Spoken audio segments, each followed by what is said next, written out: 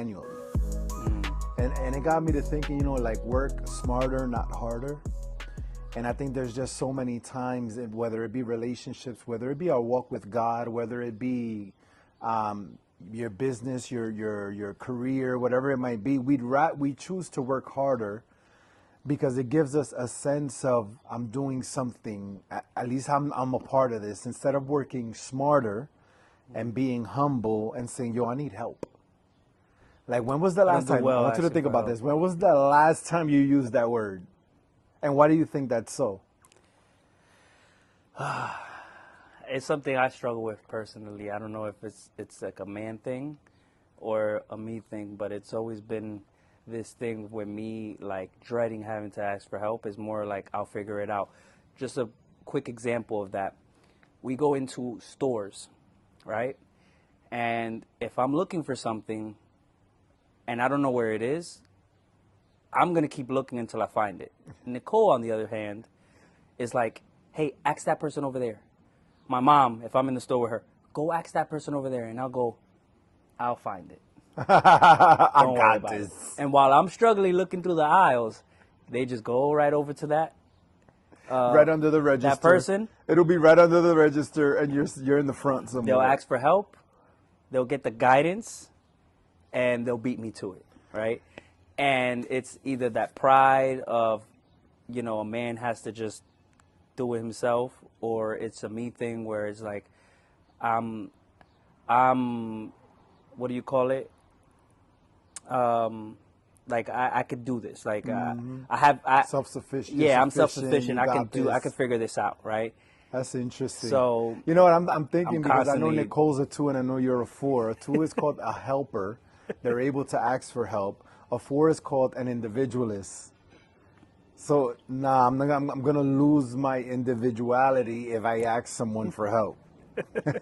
That's so interesting. I look like a lost little boy. Like, can you help me? And like, with me, I'm a 7. I'll start looking for that, and I'll end up looking for 3 other things, and I'll end up leaving the store wondering why I bought what I just bought.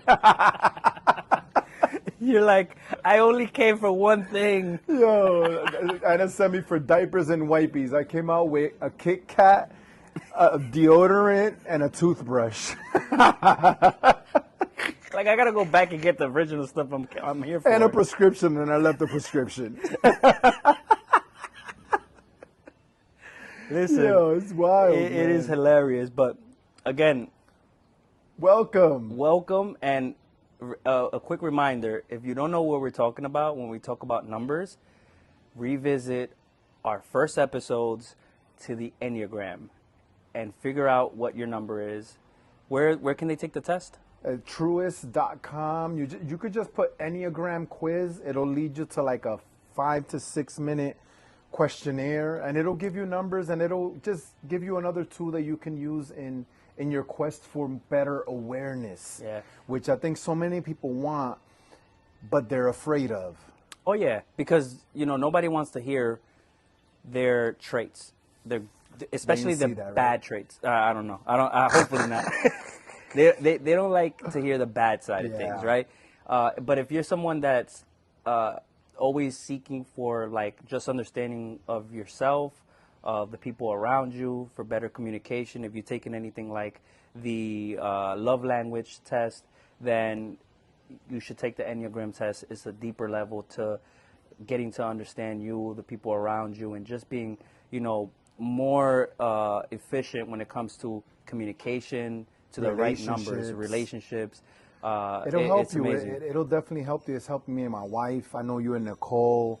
I have to dive deeper into it because now when you send me or I see you post things about it, I go and read it, and it's crazy because the last post you posted, I took it and I went into mine and I was like, oh, wow, on the money. And then I sent it to Nicole because I knew it was exactly her. And I was like, this is kind of scary. It is.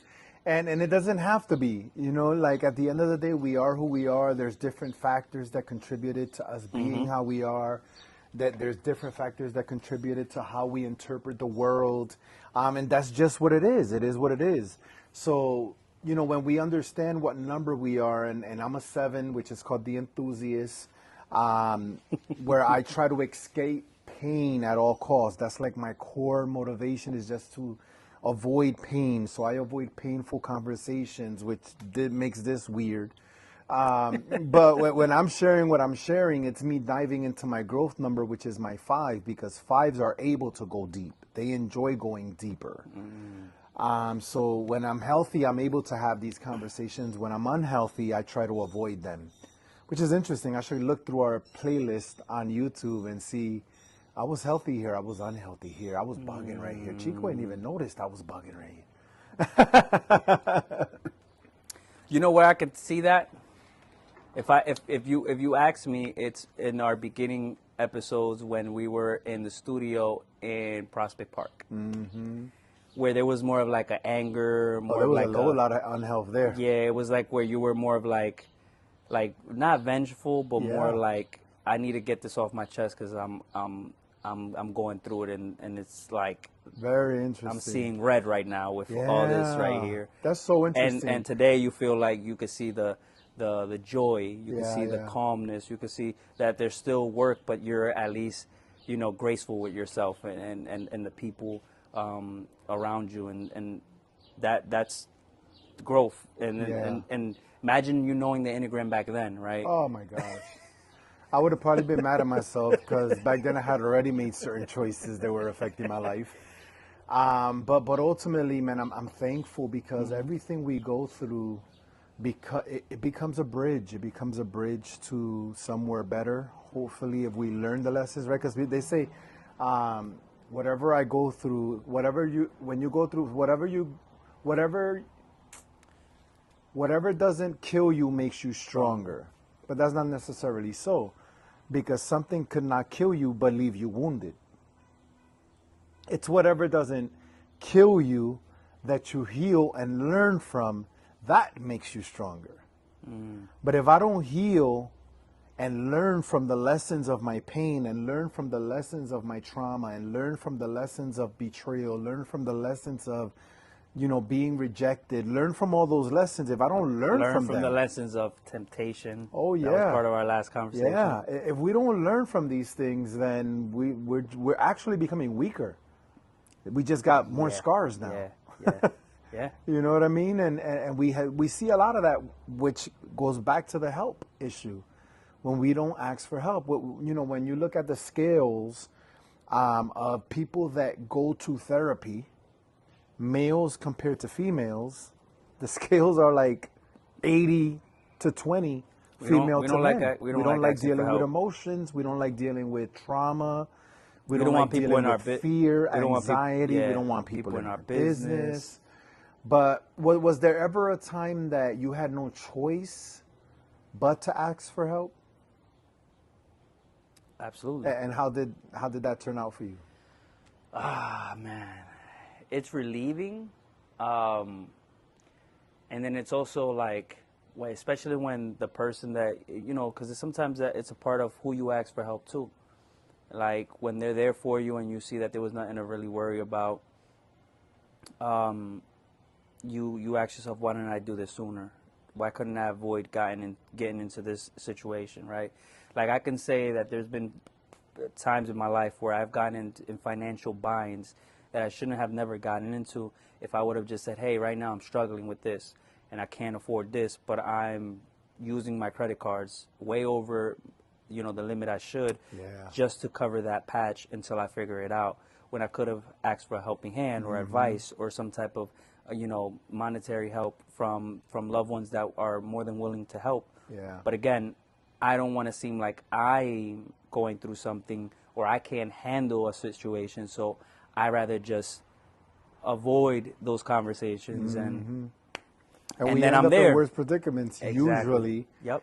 I remember, when I first realized I had these addictions, and I hit rock bottom, and I didn't have a way out. I didn't know what was next. I didn't know what I would do. And then when I went to therapy, and therapy gave me a concrete, this is your issue, it left me with a bigger hole because, okay, so how do I deal with this issue? Thankfully, God always steps in when in your heart you truly want better. connected me to a group of men who were dealing with the same issues, and their stories inspired me, their stories encouraged me, their stories helped me to know that I didn't have to live in shame, that I didn't have to live in secrecy, that I didn't have to do this alone. So they became my support group, people I could call, people I could chill with, people who would be able to share stories with me. You know, in that same vein or on that same path, I found a mentor who was also able to help me. And he was like, nah, I want you to call me 4 days a week. Let's deal with this. Call me 4 days a week.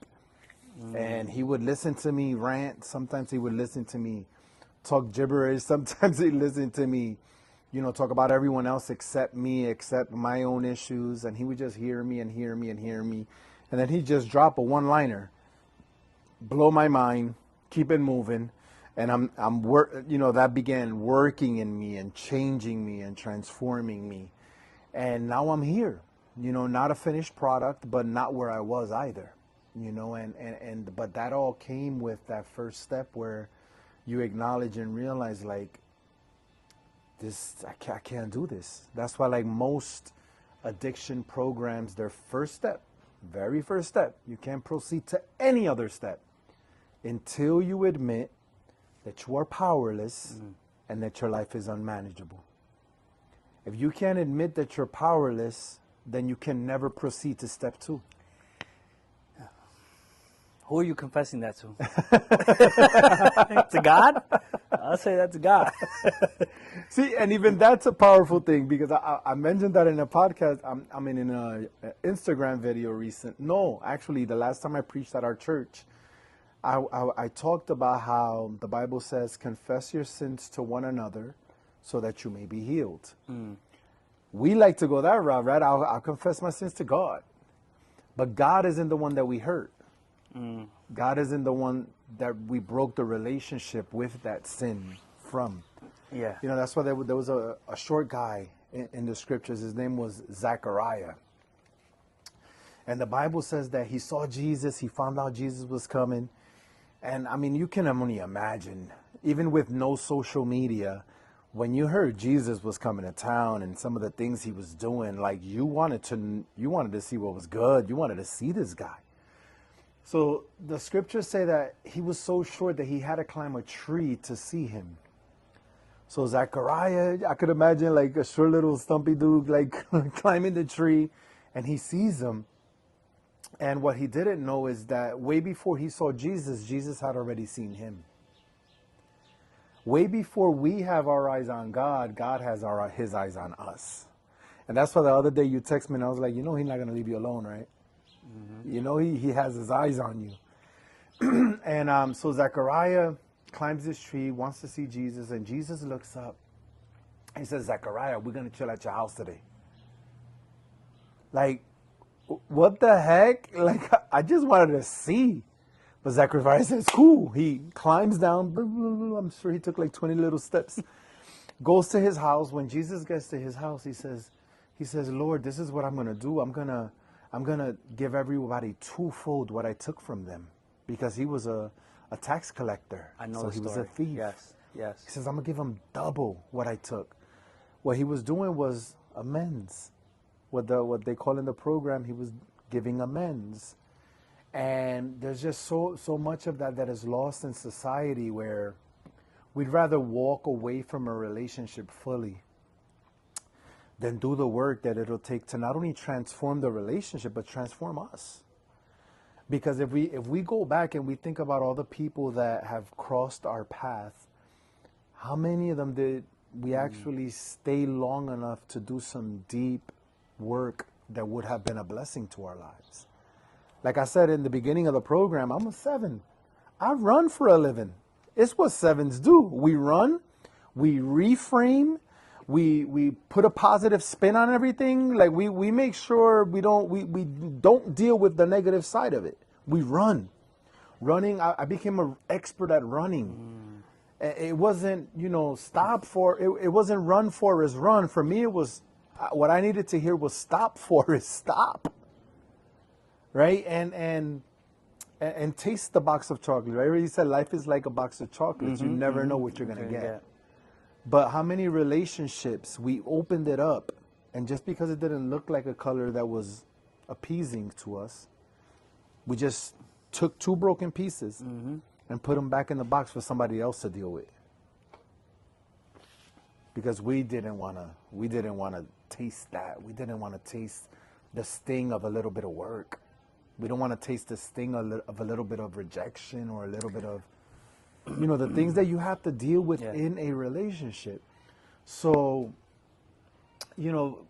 but when it comes to relationships and growth and all of these things, I think help is very much needed. I mean, Anna became basically like the second most important person during this process. Because she didn't know what I was going through. She didn't know how to help me, but she was there. She didn't run. She became my safe place. And for the ladies that are hearing the program, if you want your man to share his struggles with you, allow him to have a safe place to land his problems, to land his trauma. That's a big thing right there. Yeah, because if they use it in an argument, a week after you told them, what are you going to do? I'm never telling you ever again. And I'm sorry. And even when you bring it up in a way to try to talk sense into someone, you don't dig into someone's pain to make them realize, like, there's another approach, right? Like, don't kick me while I'm down. Yes. Right? So if I decided to share something with you and I tell you I'm struggling with this, right? I'm having a really hard time. And tomorrow you're upset about something and you say, that's why you're going through XYZ. I'm never sharing anything with you again, because now whenever you find a moment to bring it up to kind of belittle me or to try to like win the argument when it has nothing to do with that, or maybe it does, but I don't think it grants you bringing it up in that sense, because what kind of environment are we creating for each other when so good. We're throwing each other's dirty laundry or a situation to make ourselves bigger, better, or win an argument. Ultimately, you're losing as well, because now that person is losing trust in you, and little by little, they're not going to communicate things with you. Now there's somebody else that becomes a safe space. So now there's something else that becomes a safe space. Now they drown that with something else and not you. And now you're wondering why your partner has a wall. Yeah, or develops an emotional affair with someone of the opposite sex, because that happens a lot. Yes. That happens a lot. We don't want to talk to them because we're uncomfortable as men talking about the real stuff, the mushy stuff, the emotional stuff. But our wives are emotional beings primarily that need to share these kind of things. So guess what, man? If they don't share it with you, they're going to share it with somebody. Yeah. They're going to share it with somebody. Yeah. And that's why there's some cases where men, if they have a female therapist, they may develop a relationship or feelings and confuse it because they're able to have a safe space, right? And go ahead, Chiko. And I've heard that there's so many people that are, I don't want to have a therapist because XYZ, right? Like there's so many there's so many stigmas around it, and that's one of them is like, oh, he's gonna run off with the therapist, or he's gonna, there's a reason that those things happen, right? But it's because men ultimately they crave that. Yeah. It's like that mother nurturing figure that we crave. Like and that's funny too, because there's so many men out there that they want the woman to cook for them, they want the woman to wash their clothes, they want the woman to clean the house, they want the women to baby them, they want the women to clean after them, they want the women to do all that. Basically what a mother does. But then when they mother you, you say, you're not my mother. My guy, you made them your mother, and when simply you can ask for help, and I was talking about the grass, like I couldn't lay a layer of sod on this. It was just like a lot of weeds going, and so we hired landscapers. The landscapers came, they pulled out all the weeds, they crumbled up the dirt, then they laid a whole new layer of grass. But they left the sides undone because we didn't know what we wanted to do yet. We don't know. We're not landscapers. We went on YouTube, some do-it-yourself videos, DIY. Shout out to all the DIYers. We appreciate you. Big. And they shared different things. So the borders we did, like we got a couple of plants, a couple of stones, a couple of things. We got a couple of little flowers for the back. That was all little things that we saw, little videos that we saw. But it was asking for help in different ways. And now we got a beautiful background for today's backyard edition of Sunday BYOB. Yes.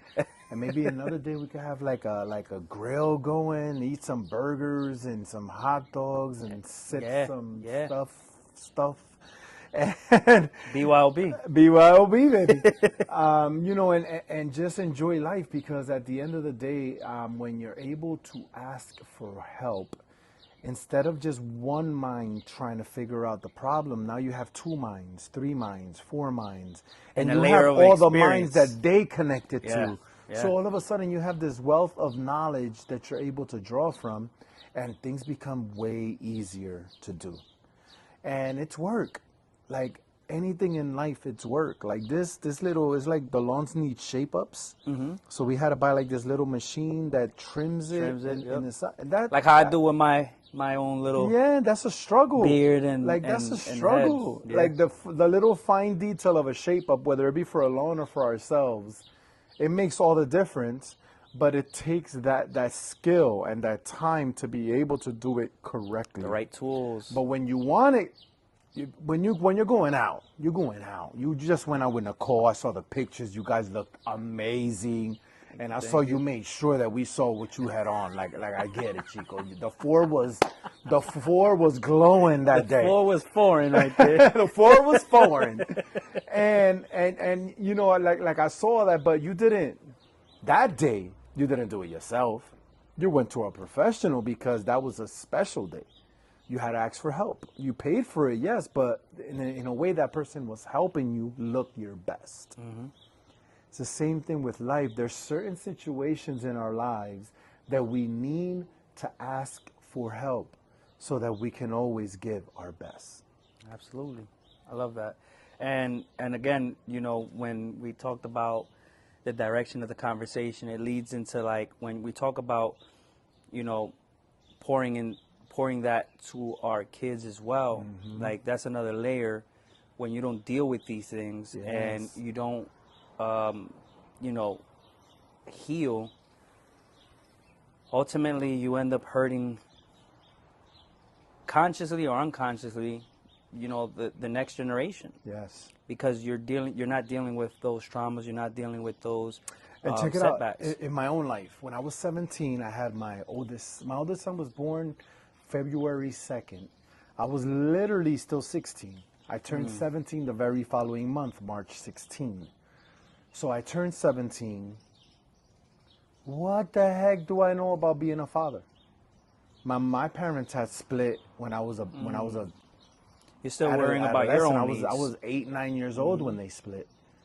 My stepfather tried his best, but he couldn't really control me. I didn't want to hear it. So I didn't have, quote unquote, that father figure. Well, I don't know how to parent. So I had to learn with bumps on the road, and unfortunately my children are scarred by those decisions that I made. They're scarred. 2 out of the 3 still don't talk to me because of the scars that they carry, and you know, coupled with other things that are going on. But I take responsibility for the fact that I could have definitely been better. I could have given a better example. I could have put a better foot forward. But I didn't have an example to give. I didn't have an example to draw from. Or the unfortunately, tools, the tools, or I didn't know how to. I asked for help. You out your mind? I was fresh off the street, doing what I do, thinking how I think. And yes, I was serving the Lord, but there was a whole lot of ghetto self-serving / theology and what I believed back then. And so you know, it was a chop up sort of job where I did the best that I could, and I'm thankful that I did the best that I could. But there was just so many times that my best wasn't good enough. Fast forward, now I have my 2 babies, Izzy, Caleb, amazing. Thank God for them every single day. But now I have 30 years of learning how to ask for help, 30 years of having had needed help from others, 30 years of needing mentors, 30 years of now I need to be pastored, 30 years of now I need to be led, 30 years of I need to be corrected, 30 years of help me, help me, help me, please help me. I can't do this on my own, help me. So now they have the best version of me. Why? Because I learned post 30 years, and I remember, man, I heard a preacher one time, he said, the giants we don't conquer, our children inherit. And he was talking about David, how when David takes out Goliath, Goliath had four other brothers. So when you read the scriptures, it says that David gathered 5 smooth stones. Why 5? Goliath had 4 other brothers. So back then, when you took out the head of a tribe or the head of an army, you took out his succession because you didn't want them to come back and get you.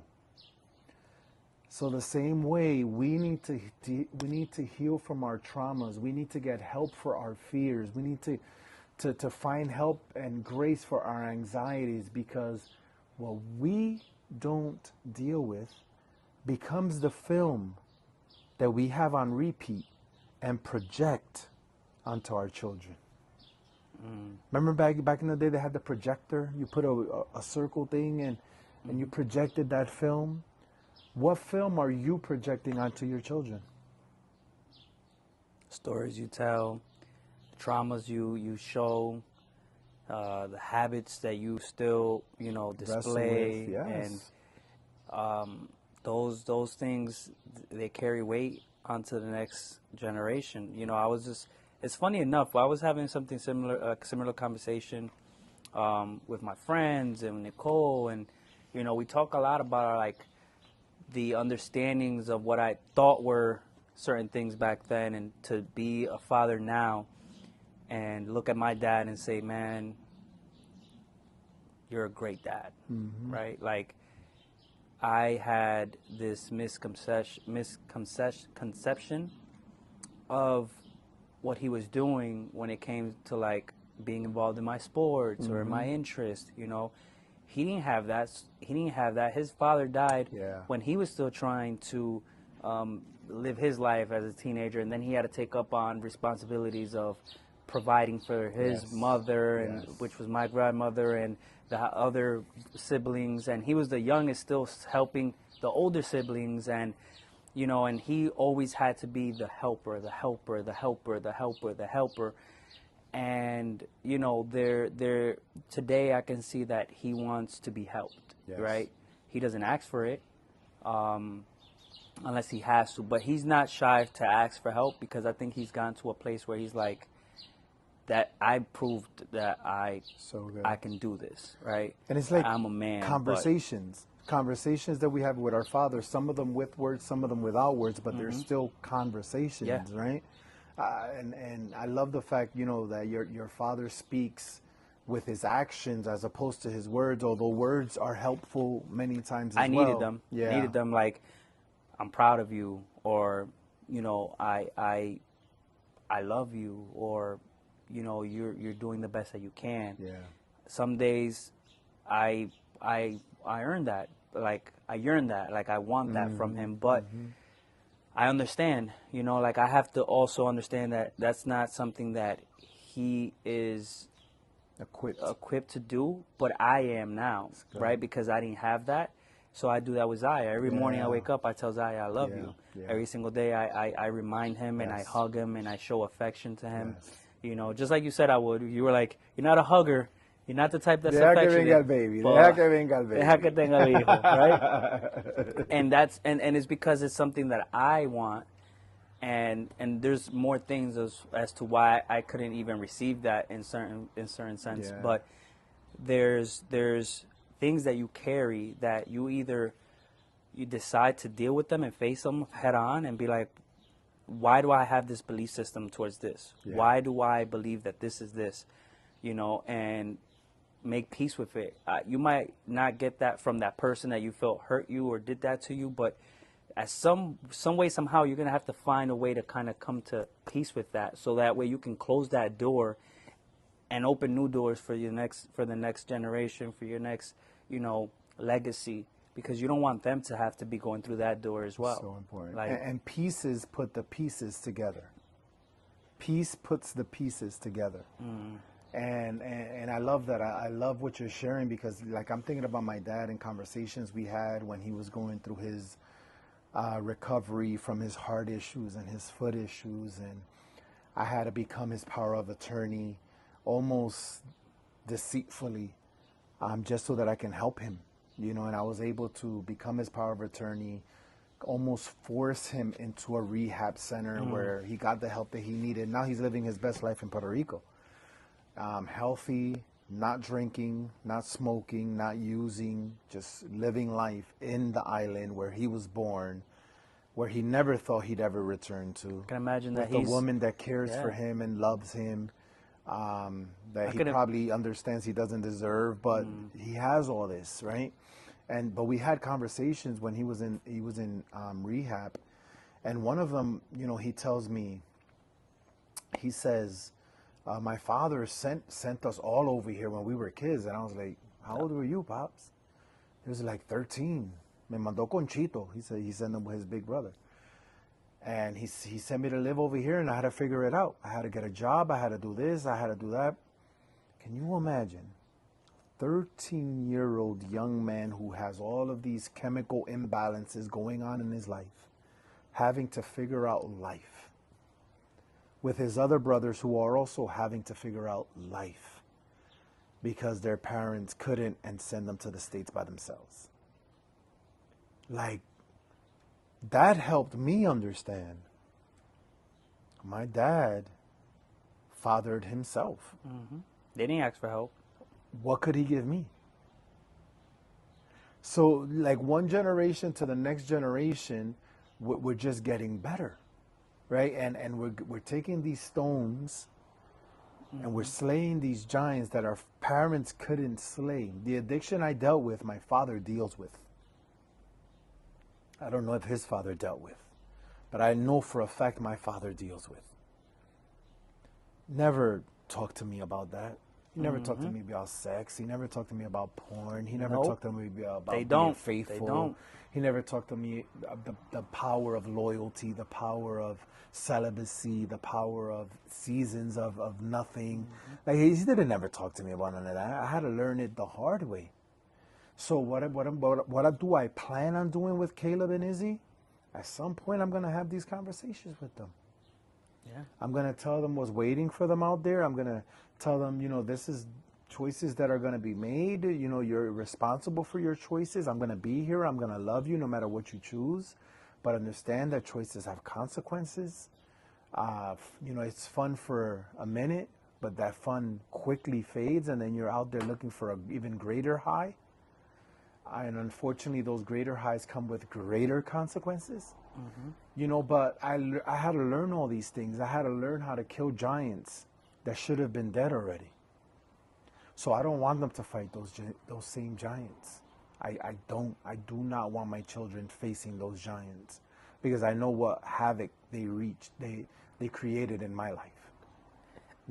And being able to communicate that to them and understand, like, words have power. Like, my dad, right? He did his stuff he did his part in the household with action by doing it. And I'm sure that he was probably like, just watch what I do and do what I do, right? Yeah. And I'm sure that there's parts where he was frustrated because, like, I couldn't understand. I always felt like he wanted to do that more than to be around. So it was kind of like resentful. Like, I don't want to hear about your job. I don't want to hear about hard work. You're choosing that over us. You're choosing that over the things I want to do. Yeah. Right? I don't understand how money works. So, but by the time I do, I have a really unhealthy relationship with money. I have a relationship of, I don't like, se hizo para gastar. That's not here. You don't die with that. You don't. You're. It's it's used for the things you want, right? And I had to learn the hard way of falling down and making wrong financial decisions and having to, eat certain things like buying a car that I had no business buying, and then it being a lemon and having to be totaled, and all my savings going down the drain, then doing that a second time, thinking I made the right decision, and taking a loan out, and now dealing with a loan situation, right? Like, and all those things were to like show, not ask for help, because I could have asked my dad for help. He told me, he literally, why didn't you come to me? And right when they look in your eye like that, it's the worst. ¿Por qué tú no me dijiste? Why didn't you tell me about this? And it was just like, and looking back at that, I just wanted to prove that I can do things on my own, because, I don't need your help. I had resentment towards you because you didn't help me with the things that I needed help with, and figuring out, how to move, or how to, show interest in the things that I wanted to do, and it was just a lot of like these things that today is just like, they felt like big things, like big issues, big giants, and they were tiny, but it was just a matter of communication, of you addressing these things. And now that I understand your story, and I'm hearing what you went through, and I'm looking at the things that you were dealing with, all I can do is have empathy for you, and just feel like, sorry, I was stuck in my own bubble, worried about my own stuff, and I didn't realize that you were also in that space, and you were also dealing with your own, and you were doing the best you could, and you were, being the best version of yourself for us, and I thought it was the worst version. And compared to every, other people's stories and other families, our other family members, he was in the right path. Like, he was doing the best he could. He was working doubles. He was working wherever he had. And still living his best life. And today, I can look back and say my dad is an example of hard work and providing for his family. Does he have flaws? Absolutely. Does he have things that he has to deal with still? Absolutely. But I can look at them and say, you didn't have the tools, you didn't have the guidance, but you still figured it out. And the thing is, he probably inherited 5 giants. He was able to only take out 2. But that means you only have to take out 3, where Zaya will have to take out none. And I'm sure he can get his own. He might have his own giants, but there's also a thing where, I want to be able to talk to my son about God, and be able to say, like, that God can help you with any giant you may encounter, because, sometimes we look to people, but, if I were to understand, back in the day, they didn't talk to us about church, like, or God, the way we talk about God. It was more of like these rules. You go to this church and you listen and you walk out, and you're a better person automatically. So it was like, there's no inner work. There's no talking about where the source is or who the source is. It's just the Bible and the preacher up front, and and follow these rules and go about your day. And it's like, I heard an example one time that say you could take a pig and paint lipstick on it. It doesn't stop being a pig. It's still a pig. And I think there's just that metaphor applies to so many things, and you mentioning inner work, and us mentioning dads, and being a father, and manhood, and things of that nature. Like, these conversations are important. Like, if your dad is out there, have a conversation with them. Like, I learned so much from my dad when he was in physical therapy. There was another time, my father dealt with anger issues that showed themselves in domestic violence. And we had a conversation where my man was like, me and my brothers never laid a hand on a woman because we saw our father hitting our mother. And I was like, I saw you. Like, I know you laid a hand on a woman. But the mere fact that he said that other part, I saw my father hit my mother, it helped me have a better understanding as to what he was displaying. He was displaying what he had learned. It was learned behavior. And where I never laid a hand on a woman, thank God, because I made this inner vow to myself. But I definitely hurt women in other ways. Like, I'm not going to hurt you with my fists, but I'm going to break your heart with my actions. I'll get you back a different way that'll last longer than a punch, that'll last longer than a shove. So I still had that DNA was duplicating itself. So I pray to God that he continue to give me the grace, but they're never going to see me be nasty, disrespectful, angry, and all of those things towards their mom. They're going to see a loving dad that loves their mom, that kisses their mom, that spanks their mom in the butt, that does different things around the house, because I want to leave a different legacy. And I think that's what BYOB is becoming. We're just sharing ideas and concepts that we're learning along the way that'll help men be men, that'll help families be restored, that'll help bring Jesus in a more practical way back to the home. Because I think that what you said is kind of hitting the nail on the head, where, we've been taught that going to church is enough. We've been taught that, doing it your way is enough. We've been taught that we don't need to ask for help. But all of these lessons were bad lessons that we need to unlearn. Yeah. And sometimes unlearning something is way harder than learning something. And Pastor George has his Matrix University in Newark, New Jersey, that is helping people to unlearn things and learn new things. And shout out to Pastor George at Ignite Church in Newark. Grace Church in Staten Island, we're about to change our name from Christ Uncensored to the Grace Church. Really? So we're excited about that. Nice. And at the Grace Church, we just believe that we exist to help everyone experience God's love. And I think that's important, helping people experience God's love, and with the hopes that they'll be transformed by it. I believe, we believe people are transformed by love way more than they could ever be transformed by fear. You see them smiling. Oh, look at our kiddos looking at us. See, that's legacy. That's legacy. That's legacy right there. If only we had a different camera, right? That we That just put it on our point kids. towards them. Our kids are looking at us out the window, by the way, guys, and they're just looking at us, and you got to see, like, their eyes are like dreamy-eyed, and they're like, yeah, that's my daddy talking. And Caleb is like, yeah, that's my daddy next to your daddy. But that's life, bro. What we're doing in our lives is going to impact what they're seeing through that window, through the lens of their eyes, through the lens of their soul, through the lens of their spirits. And that's what they're going to duplicate.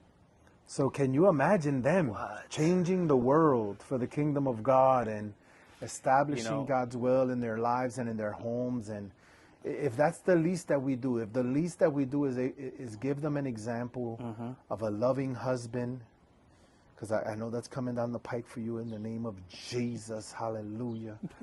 We're going to send that clip to Nicole, right? And, of a loving brother or sister or whatever the case might be. We have 3 boys, so it's important, is almost imperative for us to allow God to do the work in our lives that needs to be done. Amen. I just want to say that if you want to have a conversation with your parents, if they're still here, I remember I asked my parents something. I said to them, what's something that you learned from your mother and your father that you're grateful for, or that they just instilled with you that you're grateful, that you carry to this day and you remember them by? And I saw my dad's eyes just water up and just like you caught him off. He wasn't ready. He was not. He was just like, wow, like, and you can see that he traveled through time in that moment and just like got that moment with his father, right? And I'm sure that he wished he could have said that to his father, and he just like, thank you for instilling work ethic, how to work. And that's something that he's carried his whole entire life. So he Wow. lives by that, I'm right? glad you gave him that moment, because Yeah. who else is gonna ask him something like that and allow that memory To to just resurface and give him life, you and know? to deal with that too. Like, I'm sure he can think of things that he wished he didn't learn, right? But I gave him a moment of like a happy memory and something that maybe he could look at and be proud of himself, that he kept that going. And I did the same with my mom. And my mom, you know, she lived trauma with her father, and to the day he died, my mom chose not to go see him. You know, he caught HIV, died. He was in bed, and in his last moments, he asked to see her, and she said no. She has to live with that decision, and I'm sure that is something that affects her to Hard this day, decision, yeah. right? But I personally see where that is, that grudge, that ability to hold a grudge no matter what. But I told her, you know, I asked her what's something that your mother taught you and that you carry, and she was just, you could tell that she was like choked up because my grandmother passed away not so long ago, and she was just like, you know, that, and I don't know if there was something that was like a trauma, like it was one of those things where I'm like, wow, like even Yeah. that is kind of like hard, because she was like, you know, that you're your own friend, like you can't trust everyone. It was like you're kind of in a vein of there's no real friends, Yeah. right? And I was like So good. I received that, but you know, that may work for her in her life, you know, to help her shield away from pain. Maybe she runs from that pain as well, and she uses that. But it definitely spoke to me as to her, So her good. person, her what she deals Yeah. with and stuff. And it helps you Yeah, understand them better and connect with them better, and like you said, have more empathy and you know, just love them better, receive love from them better. And you know, that's really important. I'm definitely going to use that with my parents, and ask them the question and hopefully get some answers. yeah, Hopefully you guys will do that as well, and if you do, we want to challenge you guys, put it in our comments. yes, If you guys can share stories or applications that you've made with either this episode or past episodes, and you could put it in those comments. You know, if you could go on our podcast and like, download, subscribe, share, do all those things that are free. It'll help us continue to be able to do this for free, right? To this point, we've been able to get some amazing guests, but we're praying for the day that we'll be able to like pay for some guests to come through and oh yeah, you know, drop even better content for you guys and share more experiences that we can't share. But all those things take funds, and hopefully those funds will come because they'll see the value of a podcast like this, because you guys are making it famous, you guys are making it popular, and I believe it has value. I believe we're sharing things that need to be heard. I'm thankful, man. My cousins were here last weekend. We held a barbecue for my sister, and one of them was verbatim sharing our episode on manhood. Verbatim. He was like, yeah, you remember you and your co-host Chiko, y'all said this? I was like, what? That's right What? there. That's rewarding right there. You know, like that was ill. And it wasn't the clip that we posted where we take our one. It was on the podcast that he heard it. Yeah, because there's people that watch our Instagram and they say, I watched your podcast. And it's like, you Mentiroso. watched the Instagram clip. Tell me which part you watched. What clip Oh, did that you just see? happens to be the one that I posted. Okay. But if you actually listen in, we appreciate you. We love the people that can't maybe listen to the full thing and show love on our Instagram account, TikTok.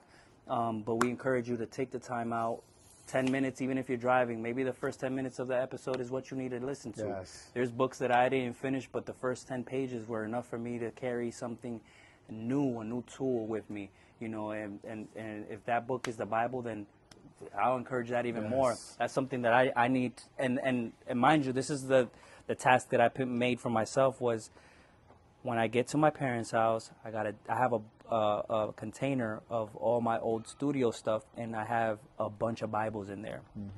Because I used to host a Bible study. So I have like 10 Bibles in there. Nice. And I'm like, I'm getting my Bible out of that container. I'm not opening the Bible app anymore. I want to read the book. Yes. And I want to start from page 1 and go until I can't no more, to the end. Because that's something that I have never been able to do. I have gone through Genesis somewhat, and then go to Matthew, Luke, Mark, but then it's like I haven't chronologically gone through the entire book, and that's my task. So I love that. I love that. I'm going to keep you guys updated on that, because that's accountability right now on my end. And know that a lot of the things that we share, we don't tell you exactly where it's found. We don't give chapter and verse, because most of our audience just doesn't know this book in that way, which is totally fine. And we want them to continue tuning in. We want them to continue hearing the podcast without feeling less than. You know, God isn't offended if we don't say Luke 10:19. He knows where it's at. And what he cares is for the lessons and the wisdom to be shared in a way that's productive. And that's what we're believing Sunday BYOB is. And if you're believing it's that, help us out. We love you guys. Tune in to the next episode. Let's go.